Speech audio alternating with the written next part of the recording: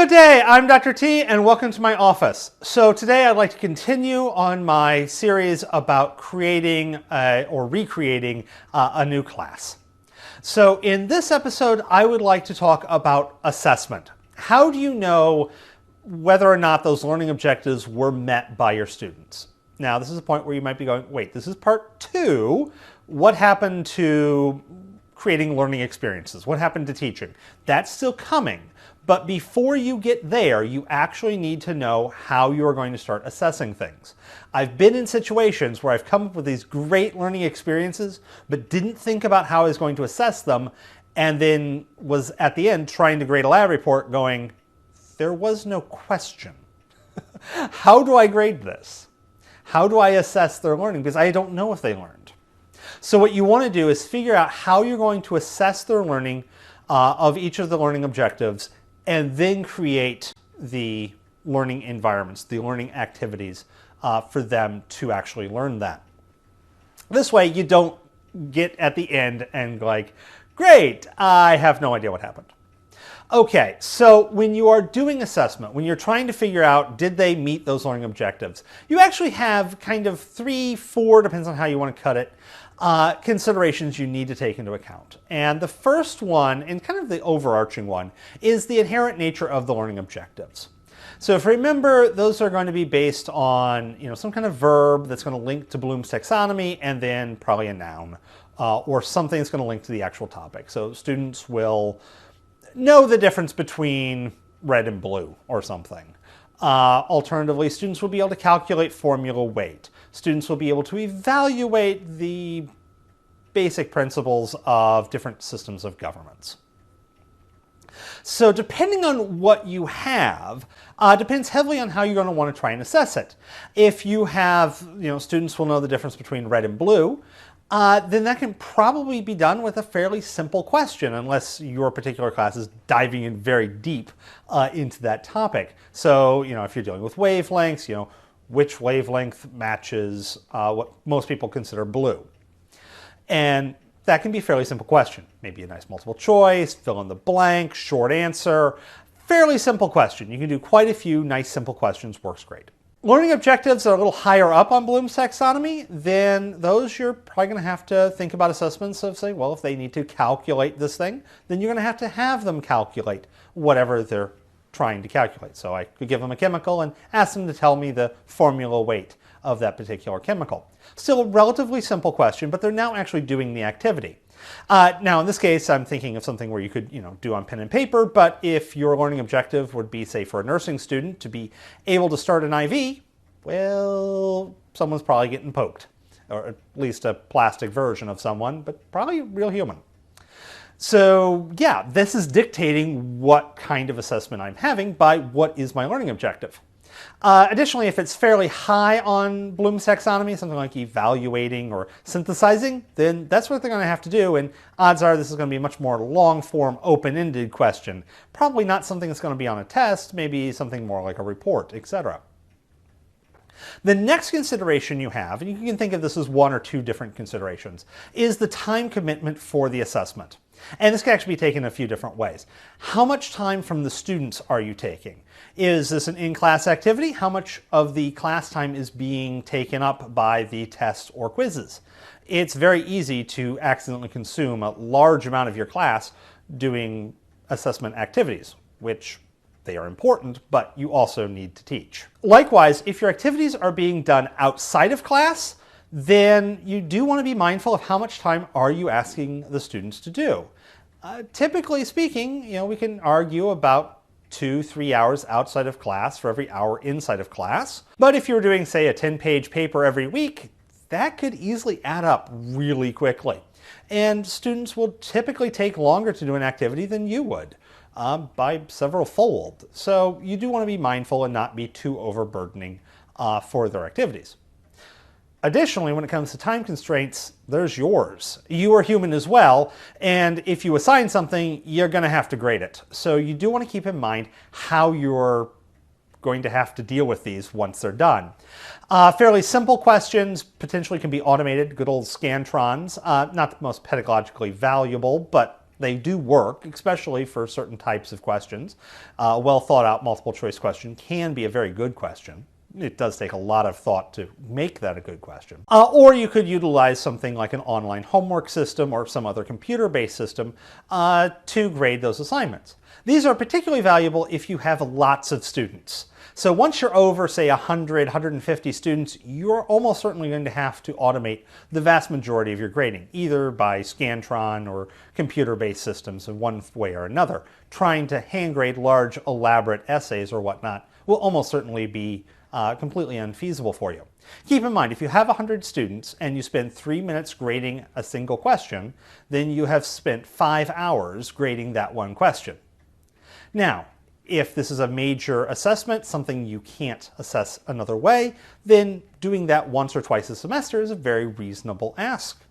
But trying to do that a couple of times a week, and you'll find that your other commitments, like preparing for class and actually doing the teaching part, as well as other responsibilities, are going to go by the wayside. And keep in mind, you do need work-life balance. So do take stock. How many students do you have in your class, or classes, I should say, because your time is taken between all of your courses, and how many of these assessments you want to do. If you want to do major intensive assessments, these are going to take a long time for the students to do, so you don't want to have too many of them, and they will probably take a long time for you to grade. So you don't want to do, once again, too many of them. But they may be essential for the course you're teaching, so I'm not saying not to do them. Obviously, once you're into the 150, 200 plus range, your options are going to be heavily limited simply by the demand of grading. This is one of the reasons why giant classes are generally not good for the students, is your pedagogical options are heavily constrained once you're in a lecture hall of 100 or 200 students. Hopefully you have TAs to help you. If not, I am so sorry.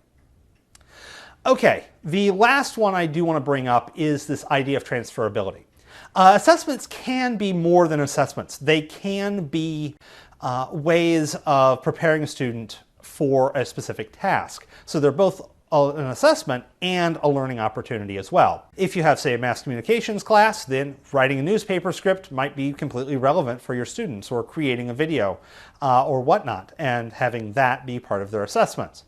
As a chemistry instructor, having them do labs. They may later on be in their career behind a bench manipulating chemicals and then writing those up in lab reports that ideally will look something similar to what I prepared them for. Obviously, things change, every company is different, and so I'm not going to be able to prepare them for exactly what they'll do 30 years from now, but I can at least give them a general taste of the general ideas of what's going on.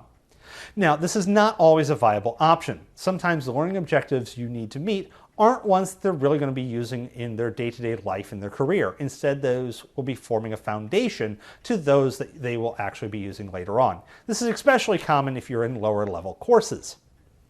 Therefore, trying to have something that's directly applicable to a skill set that's not really the one that they're learning at this point is going to be problematic.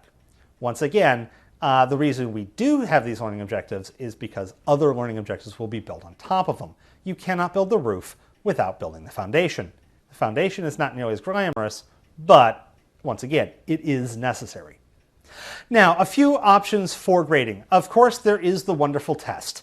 I typically, if at all possible, and there are times where it is just not possible, I like to do 4 tests per semester and then drop one. This 4 tests and drop one gives a great opportunity to cut the drama. 3 tests to give me a nice feel for how the students are doing, create a good assessment of the majority of learning objectives, and then the dropping one exam, either the lowest or the one that they miss, etc., really cuts back on the interpersonal drama. So I tell my students, you can drop one exam or one of almost any assignment, no questions asked, but you're going to have documentation for the rest if you want to make them up, etc. Now, if you're writing exams, typically, once again, at college level, it's going to be highly expected that there's going to be a significant bulk of the students' grades are going to come from exams or exam-like assessments, so things like quizzes, etc. And so when writing these, once again, you're keeping in mind those considerations.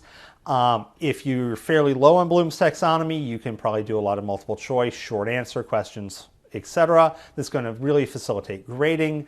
Once again, if your goals are higher up on Bloom's taxonomy, then an exam-based system, you might have somewhat more open-ended questions that are going to allow the students to evaluate and synthesize content on those particular questions, but you may not want to weight exams quite as heavily because there are other assessment tools that will be better for what you're doing. If you're in one of those fields where a practical skill is needed, then a good old-fashioned practicum, hey, go do this. In some of my classes I have labs and the students are assessed on how close to the correct answer did they get. Hey, here's a piece of metal, tell me what it is. You get the right answer, you get full credit. You get the wrong answer, you only get partial, or find the density or some other property. Obviously, this is entirely dependent on what your classes are doing and what the goals for your learning objectives happen to be. Of course, the gold standard, or I should say the classic standard, is the essay. And in this case, it's exactly what you think it is. Have them write a paper of some sort. This is great for higher up on Bloom's taxonomy, evaluation and synthesis. Allowing them to explore ideas more in depth and flush out concepts really gives you a very good feel for whether or not they understand what's going on and allows you to assess multiple learning objectives at once.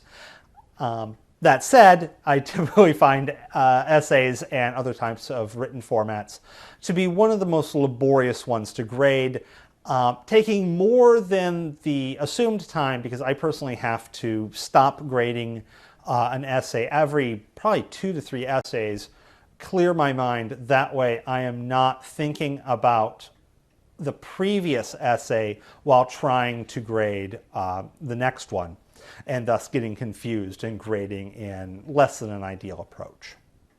Of course, with essays, you do have to be concerned about students doing less than ethical approaches, good old-fashioned academic dishonesty. Programs like Turnitin and other plagiarism checkers do help. They're not perfect, but they definitely do help. Now, when grading these, a rubric is definitely your friend, and I do encourage you to use them. Typically, when you hear the word rubric, there are one of 3 things that come up. First is a list of components and their general weighting. So something like introduction, main topic, 2 points, grammar and structure, 5 points, or whatnot. This is not a rubric. This is a grading guide or a grading structure. I personally don't find these to be particularly useful. They are better than nothing, but if I'm going to be utilizing them, I want more than this. The next level up is a rubric, albeit a fairly bare bones one. And in this case, you have the same as the grading guide, a list of topics and their point values, but then a broad assessment. Is this excellent, good, okay, needs work, just unacceptable, and a point breakdown for each one of those categories. So if I'm looking at the introduction and I'm looking at the grammar of the introduction or the grammar of the paper as a whole, is it excellent? Is it good? And this way it gives me a general idea of where do I put points. Typically speaking, you want to have good give you probably somewhere of what you would call a B range. And then to get into the A range, the student's going to have to get some excellence. You may not want to have certain things go up to the excellent category. You may want full credit to be okay. If you're dealing with grammar and you're not teaching grammar, then okay, it's good enough. And you get the full points there. And this is really an opportunity for students to lose points. But these are entirely subjective questions for each one of these tiers. The next, and really the better rubric, although definitely the hardest one to create, is going to be where each one of those subjective categories, excellent, good, okay, needs work, and just unacceptable, is delineated within there. And typically you'll see a series of grids or something with stuff written in. As to what meets an excellent paper, what makes a good for this particular category. And this way, this does a couple of things. One, it really shifts the way you're thinking. You're not constantly thinking about how does this rank. It's like, does this meet this criteria or does it meet the next criteria? This really reduces the load for grading. It allows you to grade faster and in a less stressful manner. Also, it's more clear to the students if you provide the rubrics to the students. Students definitely like the rubrics. I think there's a little bit too much of a push for students must have rubrics, because if you think about day-to-day life, we do not have a rubric for how our email looks going out to the students. So That said, if you do have a rubric that you can provide the students, they will definitely appreciate that. The downside, though, of a very detailed rubric is it can be very hard to create them. In no small part because it's very hard to think about how a student can do something wrong. These are novices at that. Students probably haven't done this before, or they haven't done it very much.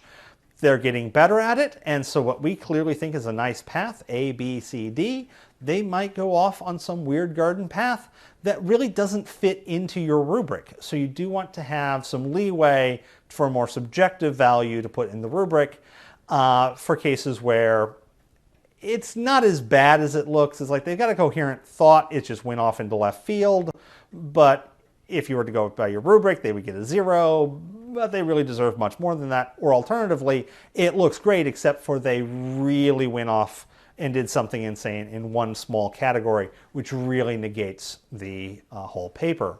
So with that said, when you're setting up assessment, figure out how you're going to assess your students.